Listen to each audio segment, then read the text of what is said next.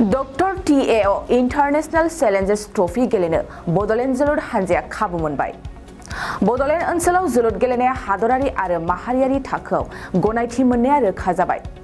बे बाथ्राखौ बुंदों E.M दावबायसा बर'आ।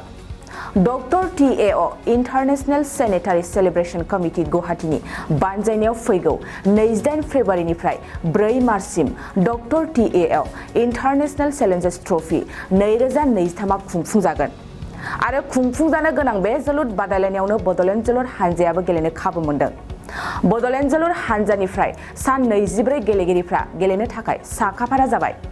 मिथिनाय बादिब्ला बे गेलेनाय बादायलायनायाव आसामनि मोनब्रै सायख'जानाय लिडिं हानजा अइल इन्डिया, इलेक्ट्रिसिटि बोर्ड, LNIP आरो बड'लेण्ड हानजानि गेजेराव बे खेलाया गेलेजागोन। बेखौनो दि E.M दावबायसा बर'आ बड'लेण्ड हानजानि गेलेगिरिफोरखौ हामलायथि बावनायजों लोगोसे गेलेनाय बादायलायनायाव देरहासार जानो हागोनखौ मिजिंथिदों। जोबोद गोजोनथाव बाथ्रा जोंनि काउन्सिलखौबो दे बिथांमोना मोनसे इन्टारनेशनेल लेभेलनि जि फुटबल बादायलायनाय एबा टुर्नामेन्ट बेयाव जायगा होबाय आरो जोंनि बड'लेण्ड ओनसोलाव बिसेसकय जोलुर बादायलायनाया बा जोलुर गेलेनाया जे जों नेशनेल लेभेल बा इन्टारनेशनेल लेभेलाव जोङो गनायथि मोनबाय बेयो रोखा जाबाय। मानो होनना बुङोब्ला डक्टर T.A.O बियो गाबोन एबा 28 फेब्रुवारिनिफ्राय 4 मार्चसिम जागोन आरो बेहाय गासै मोनब्रैल' आसामनि लिडिं जिफोर टीम दङ, अइल इन्डियानो होन, इलेक्ट्रिसिटि बर्डआनो होन, LNIP आरो जोंनि बड'लेण्ड टीम, बे मोनब्रैल' टीमखौ बिथांमोना सेलेक्ट खालामनानै बे टुर्नामेन्टखौ खुंनो नागिरदों। जोंबो बड'लेण्डनिफ्राय आबुङै साखाफारा जानानै जोंनि गासै सा 24 जोलुर गेलेग्राखौ जोङो बिथांमोनखौ प्रसिसनबो होनाय जाबाय जोंनि स्पर्ट्स डिपार्टमेन्टनि कच सारखौ लानानैनो आरो जोंनि नैबे स्पर्ट्स डाइरेक्टर अफिसाव थानाय बे हस्टेलावनो बिथांमोनखौ दोननाय जादों आरो जोंनि बिटिआर सरकारनि गासैबो सरकारनिफ्राय फेसिलिटिसफोरखौ होनानै जों बिथांमोनखौ बे गेलेनायाव दैथायहरनो थाखाय जों दिनै साखाफारा जाबाय आरो जोङो मिजिंथिदों डक्टर T.A.O बे गेलेनायाव जोंनि बड'लेण्डनि जा हान्जा थांगोन बिथांमोना चेम्पियन जाना फैनो हागोन, देरहासार जाना फैनो हागोन बेखौ जोङो मिजिंथिदों।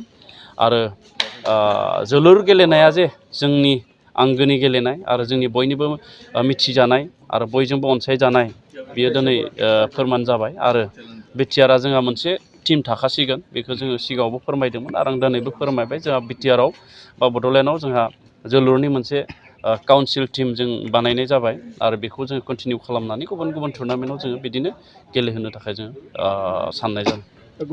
गुबुन गुबुन इभेन्टफ्रा माखासेया थ्रु एस'सिएसन थाङो आरो माखासेया इनभाइटेसनफ्रावबो थाङो। दा बिथांमोना माखासेयाव गावबा गावनि माबाजों थाङो गेजेरजों, दा बिथांमोनखौबो जोङो नायनो थाखाय नाजानाय जादों। गुबुन गुबुन इभेन्टनिफोरखौ जोङो बिदि थांनायाव जोङो बिदि थोंजोङै हेफाजाब हराब्लाबो बिथांमोना नेशनेल लेभेल इन्टारनेशनेल लेभेलाव जुदि बान्था मोननो हायोब्ला, देरहाना फैनो हायोब्ला बा मेडेल मोननो हायोब्ला बिथांमोननो जोङो जोंनि बिटिआर सरकारनि स्पर्ट्स डिपार्टमेन्टनिफ्राय रांखान्थि अनसुंथाइ जों होनाय जायो आरो देग्लायबो होगोन आरो बेबायदिनो जों होबोबाय थादों।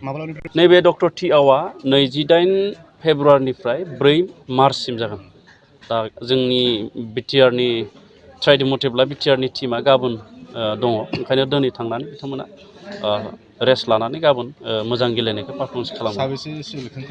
जोङो सा 24 बिटिआरआव थानाय गासै जिल्लानिफ्रायनो जोङो सा 24 गेलेगिरिखौ जोङो सायख'नाय जादों आरो जोंहा फोथायनाय दङ गासिबो मोजाङै गेलेगोन आरो जोंनि बड'लेण्ड ओनसोलखौ मुं खामायनानै लाना फैनो हागोन। जोङो नैबे मार्च दाननि फैबाय थानाय मार्च दाननि 10, 11 आरो 12 बे खालाराव जोङो भेरगावआव बिटिआरनि वुमेन स्पर्ट्स मिट एबा बिटिआर आइजोनि गेलेनाय जथुम बेखौ जोङो खुंनो नागिरदों। बिनि थाखाय जोङो साखाफारा जाबाय आरो बेखौ मोनथाम मोनब्रैसो जों इभेन्टखौ लानानै जों खुंनो थाखाय थियारि जादों।